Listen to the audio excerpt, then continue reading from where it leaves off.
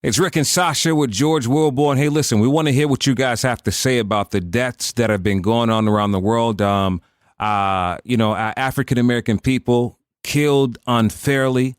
Sean Reed in Indianapolis, Ahmaud Arbery in Brunswick, Georgia, while running down the road. Breonna Taylor in Kentucky, 888-909-1514. On the phone with us right now is legal analyst Joey Jackson. Joey, talk to us.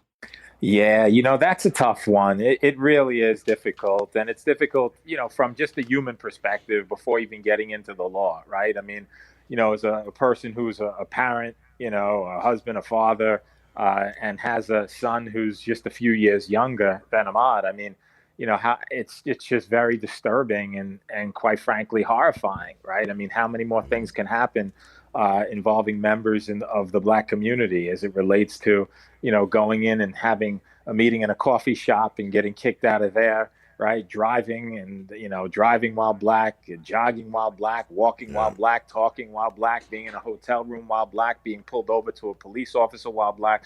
So it's really difficult. And I think we have to really get a handle on this, in our communities and as a country, the things that are happening. I just think they're just senseless.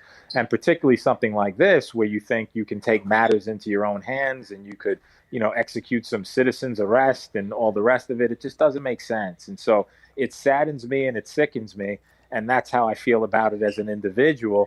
And, getting into the legal issues, if we do, those are just really horrific as well. So all the way around, it's just really disturbing. So this is like a continuation of what we were talking yesterday. We had Ari Spears on with us, and he was talking about Mike Epps, how he was upset that Mike said, we have to stop killing ourselves, then they'll stop killing us, which we didn't believe, and we had Ari speak on it. That was yesterday. He was talking about the death of Sean Reed in Indianapolis, who live streamed himself, ran out of the car, and he was shot and killed.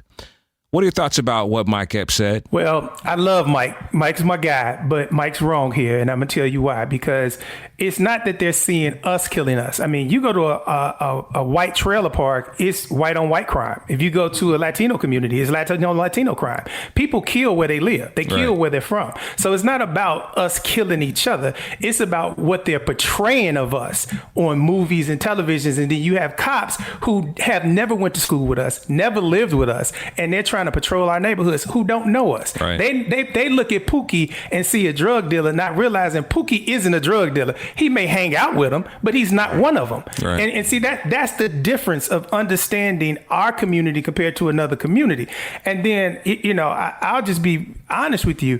The only way, like I said, that this is only going to be addressed or changed is, one, we need to have it the way it was when we were growing up in Chicago. When we were growing up in Chicago, our teachers lived in our community. Our cops lived in our community. They knew who we were. That's right. You need to live where you work, because if you're not living in that community and you see Pookie, you don't realize Pookie trying to get out this community, but he has to hang with his cousins and them in order to have safety to even go to damn school. That's right. But Warren, we've had these conversations before. Why is it so hard for the police department to implement that into our communities? Because it needs to be us in these communities. Well, I think part of the reason is because we've been portrayed so badly over the course of the last 30 to 40 years that even our women are looked down upon. Our men are all lazy and baby daddies. I mean, it's the same thing I told you guys last time I was on here. With the first time that they saw Barack and Michelle, it was like an epiphany to white America. Oh my God, Black people act like this? And I'm thinking to myself, I grew up with people like this. That's I mean, right. It's just, you have to understand that sometime, reality or fantasy becomes reality. Right. And so the fantasy that they put out on us and that they show about us now becomes the reality of people's mind. And that becomes the problem. And even, I love our hip hop. I love the music. I love it's changing people's lives. But people seriously think these guys are living like this. I tell the story all the time. I know 50 Cent personally. Curtis don't act nothing like the way he raps about his music. He doesn't live that life. Right. Mm-hmm.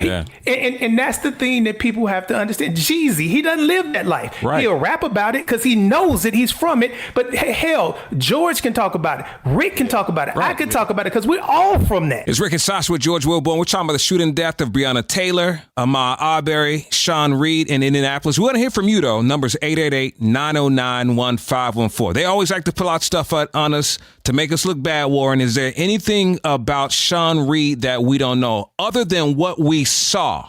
Well, it was two cops involved. Okay. From what I'm hearing from my people in Indianapolis, they're saying that it was a gun in the car. Now, that doesn't matter if they don't have any proof that he was using the gun. Right. I mean, and see, that's one of those things that you put out there to try to make people say, oh, that's the reason why. You know, even with the Arbery case, the perfect example, they showing the video of the father and the son calling the police a week earlier.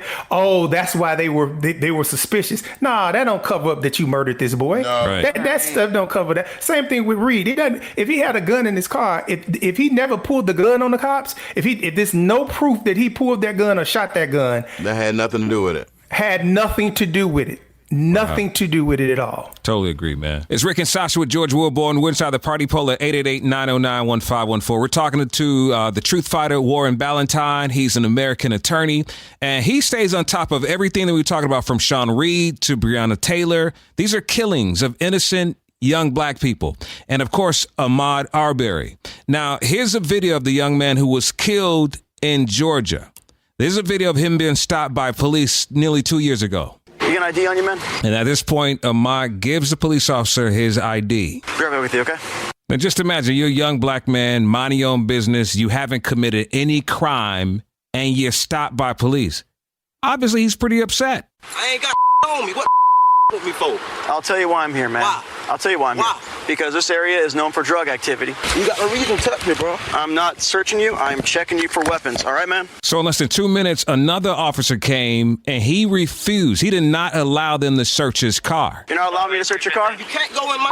I'm not asking Reach you. in it, buddy. I'm telling Just you. don't reach the car, man. Get your hand out of your pocket. Hands out of your pocket. Hand out your pocket. So that sound you hear right there? That's a taser, but it didn't work. Arbery was just tired, man. Here's what he said. I got 1 day off a week. 1 day. Okay. 1 day off a week. I'm trying to chill on my day off, bro. It's hard. Mind blowing. It really is. I mean, he was Really? just saying that it's my day off. I'm just chilling. So the reason they introduced this video is why? To humanize him or to make him look like a criminal? I mean, what was the purpose of it? Well, of course, they're trying to vilify him. See, what most people fail to realize is this. When you're talking about a criminal case, right? It's a couple of things that go on that people don't realize. Number one, if you're the one being accused, you can't even publicly come out and defend yourself. Right. Because if you come out and publicly defend yourself, you can be charged for jury tampering and a bunch of other things. So only the prosecutor's office can put stuff out. All right. So what they do is this for the defense team is they can't put out something to defend themselves. So they try to put out something to make the person look like the criminal. Right. Now, I'll give you a perfect example of this. When the Trayvon Martin case happened, remember they showed all this stuff off his social media where he was a UFC trained fighter and he was smoking weed and he was doing all this other stuff to try to make him look like a criminal. This is exactly what they're doing with Brother Arbery. They're trying to make him look like he was this bad guy. And the reality was he was just a black man jogging in the neighborhood that white people were not used to seeing black people in. When I was his age, I felt the same way he did when cops would stop me and harass me. And that's when I know I needed a mentor around me just to kind of keep me cool and keep me calm. But it was not his fault. If we just start working as a team and start pulling each other and let each other take turns, whether it's a man, whether it's a woman, whether it's a young kid, because everybody knows something somebody doesn't know. And in order to be a great leader, you got to be a great soldier first. There it is. The truth fighter, y'all. Warren Ballentine. Yeah.